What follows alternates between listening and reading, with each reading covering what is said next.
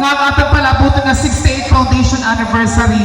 Hindi lamang maging successful, but at the same time, maging peaceful para wala sa kasablangan nga matabo sa aton palabuton na Foundation Anniversary.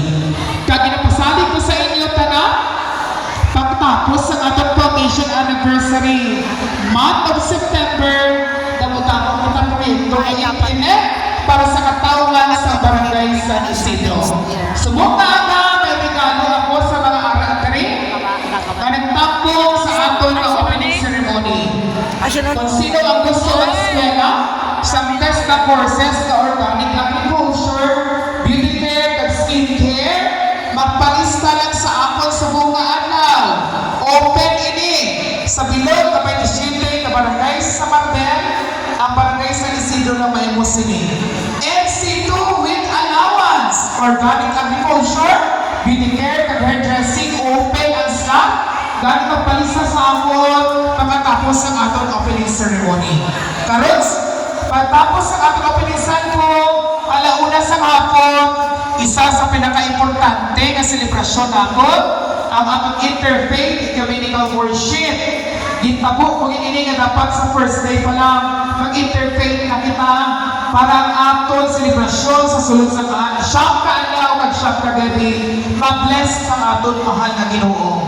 Kag sa August 26, kagit-ani man guro ang ginaka-i-order na building, amo ng aton chapel kani sa aton na barangay.